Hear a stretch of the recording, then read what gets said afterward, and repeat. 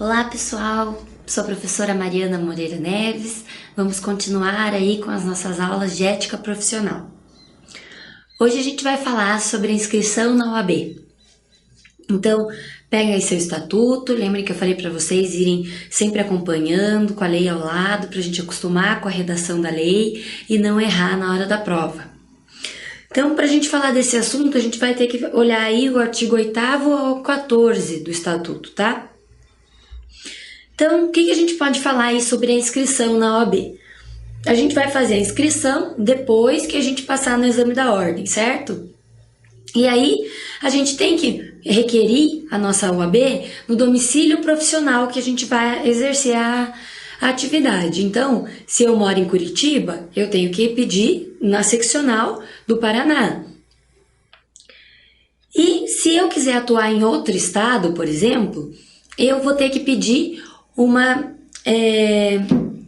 OAB ali suplementar, uma inscrição suplementar para poder atuar em outro estado. Mas isso só vai acontecer se eu tiver mais de 5 causas naquele outro estado. Se eu tiver uma causa por cada estado do Brasil, não tem problema nenhum. A gente vai precisar sempre que tenham mais de 5 causas por estado. Se eu tiver mais de 5 causas, aí eu tenho que pedir a minha inscrição suplementar. Caso contrário, não vai precisar. E o que vai ser, então, essas 5 causas? As causas, elas compreendem aí processos judiciais efetivamente ajuizados, tá? Não vai importar se você prestou uma consultoria no outro estado ou se você simplesmente ali acompanhou uma carta precatória. Tem que ser uma demanda ajuizada.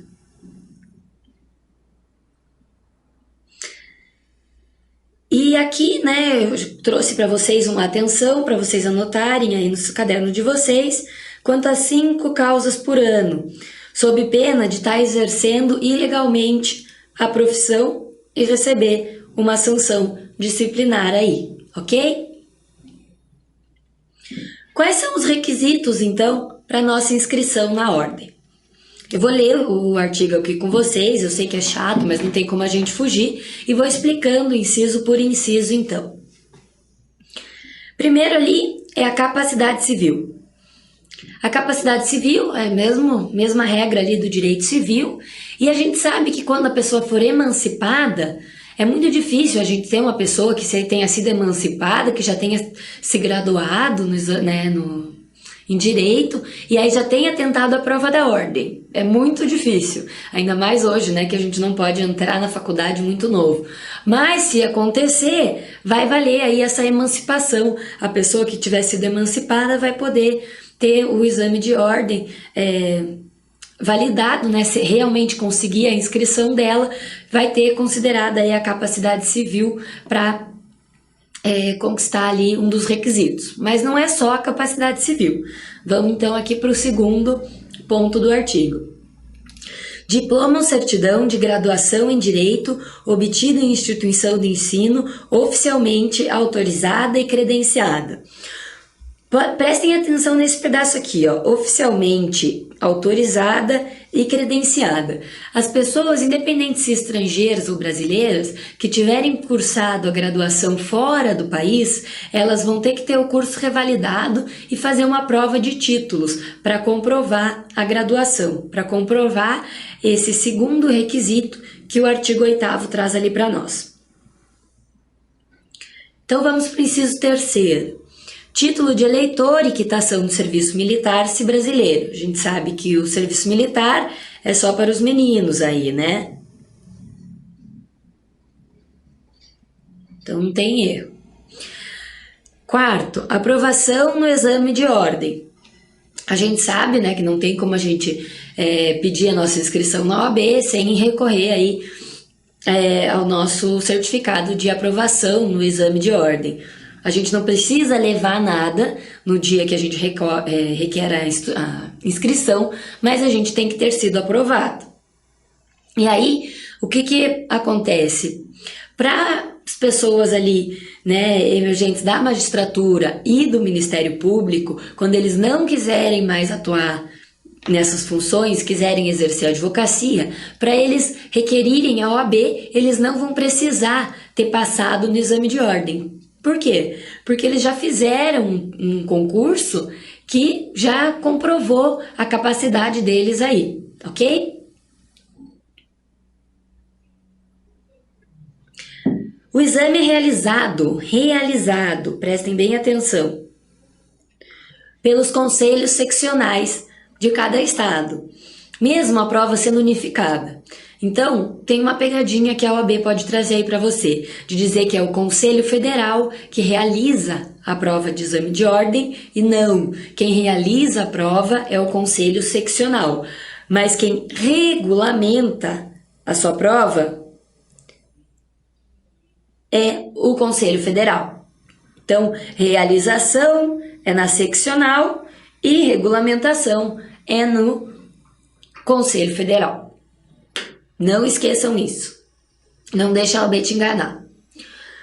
O bacharel em Direito exerce função ou cargo incompatível com a advocacia. Bom, a gente sabe que o bacharel ele pode ter aí um cargo de assistente de juiz, por exemplo, de analista no TJ, e aí ele não vai poder requerer essa inscrição na OAB. Mas daí ele tem que fazer nova prova da ordem quando ele resolver exercer a advocacia? Não. Se ele tiver passado já no exame de ordem, esse exame fica ali guardadinho. Ele tem validade indeterminada e daí quando ele não estiver mais exercendo atividade incompatível, ele pode requerer aí a sua inscrição nos quadros da ordem. Então, não vai ter deferimento do exame, né, de imediato. Vai ter a certidão da sua aprovação, comprovando a validade de prazo indeterminado. E pode fazer novo pedido de inscrição depois de superada essa incompatibilidade. Se o advogado já tiver sua inscrição cancelada, prestem bastante atenção, foi cancelada a inscrição do advogado, e ele quiser posteriormente voltar a exercer a advocacia, ele não vai precisar fazer novo exame da ordem, porque a gente sabe que o exame ele tem prazo indeterminado. Ok? Então vamos para o inciso 5º. Não exercer atividade incompatível com a advocacia. A incompatibilidade, a gente vai estudar isso um pouco melhor na próxima aula, mas só para vocês não ficarem aí se perguntando o que se trata incompatibilidade, é a proibição total do exercício da advocacia. Percebam que quando vocês colocam um carregador aí para carregar o seu telefone celular, que não é da mesma marca ou que não está mais funcionando, ele vai dizer que o carregador é incompatível com o celular. E aí o seu celular não vai carregar de jeito nenhum, não é verdade? E a mesma coisa pode se adaptar aqui para o nosso caso de compatibilidade com a advocacia. É a proibição total, não vai ter um jeito nenhum de fazer com que essa pessoa que está incompatível consiga exercer a advocacia, beleza? Então, aqui eu trouxe o exemplo de o juiz ser um advogado também. Não pode, por quê? Porque o juiz, se ele exercesse a advocacia junto, seria uma forma dele poder interferir aí nas suas decisões de modo parcial, ao invés dele ser imparcial, porque aí ele vai estar defendendo possivelmente o interesse de um cliente. E aí também pode propiciar a captação de clientela, sabendo que ele é juiz, que ele julga a causa, por que não recorrer a um advogado que também pode julgar a sua causa aí no futuro? É por isso que a atividade do juiz é incompatível com a advocacia. 6º requisito, a idoneidade moral. Lembre-se que a idoneidade moral ela pode ser uma hipótese de exclusão dos quadros da ordem, ok? O que é idoneidade? Idoneidade vai ser essa credibilidade, essa honestidade moral. Então, o advogado a gente fala também que ele precisa ter essa conduta ilibada. Cuidado com o que você anda aprontando por aí, hein? Não, gente, brincadeiras à parte. Então, a idoneidade moral ela pode ser suscitada por qualquer pessoa, deve ser declarada mediante decisão que obtenha no mínimo 2/3 dos votos de todos os membros do conselho competente, em procedimento que observe os termos do processo disciplinar. Então, a gente vai ter idoneidade moral, né, em caso de condenação a crime. Mas é todo tipo de crime? Não. Crime infamante, né? E aí, essa condenação criminal, né, de caráter infamante pode prejudicar o advogado aí para ele perder esse requisito de idoneidade moral, salvo se o advogado for para uma reabilitação judicial. Então, o que é esse crime infamante? Infamantes são tipos penais que causem repúdio à sociedade, que pode ser, então, um crime violento, uma participação em um crime organizado ou crime hediondo. Então, vai depender a análise do caso concreto, e essa análise é feita pelo Conselho Seccional. O Conselho Seccional que vai dizer se você tem conduta, né, idônea, que sua idoneidade moral tá ali valendo ou não, que você tem conduta inidônea. E a reabilitação judicial. Então, se por acaso você incorrer aí num crime infamante, ter considerado aí sua idoneidade moral pelo Conselho Seccional, você pode fazer uma reabilitação judicial para voltar a exercer a advocacia. Essa reabilitação judicial está prevista no artigo 93 e 95 do Código Penal. E ele vai falar o que então? Só um minutinho, gente, tomar uma água que minha voz está acabando hoje. A reabilitação vai ser para quem cometeu crime infamante, como a gente já falou, até porque o ordenamento jurídico não admite consequências perpétuas como uma penalidade. Então, porque a pessoa cometeu um crime infamante, ela não pode ser impedida de exercer a advocacia para sempre. Tudo bem? Vamos então para o inciso 7º. Prestar compromisso perante o Conselho. Então, vai ser perante o Conselho Seccional, onde você vai requerer a sua inscrição, e esse é um ato personalíssimo.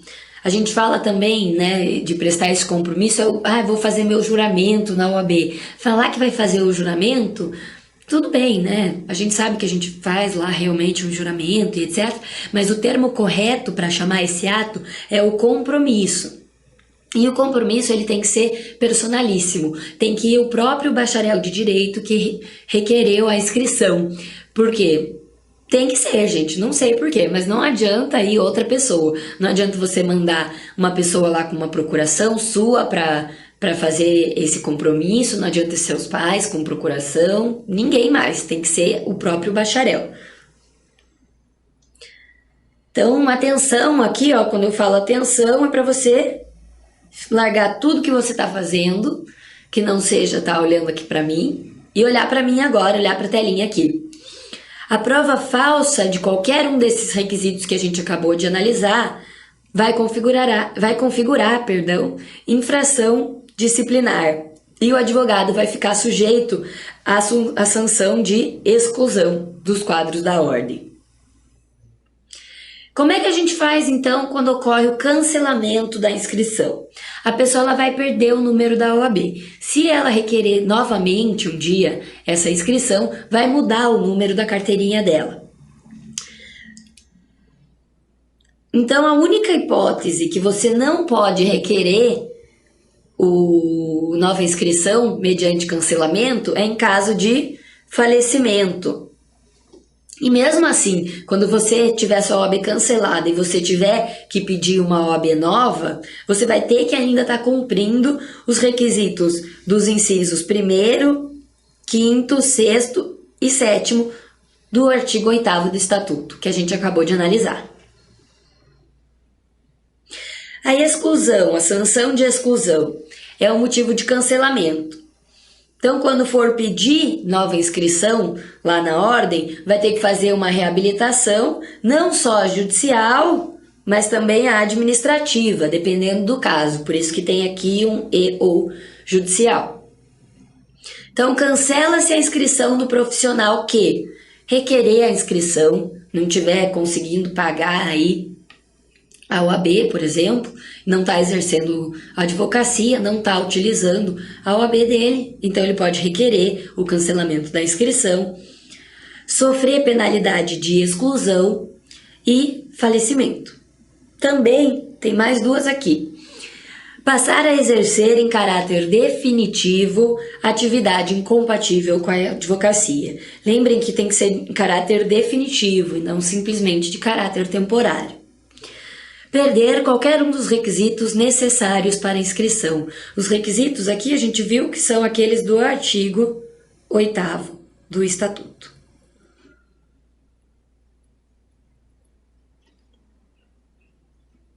E o licenciamento da inscrição, vocês já devem ter ouvido essa palavra aí algumas vezes, né? É o afastamento temporário do advogado.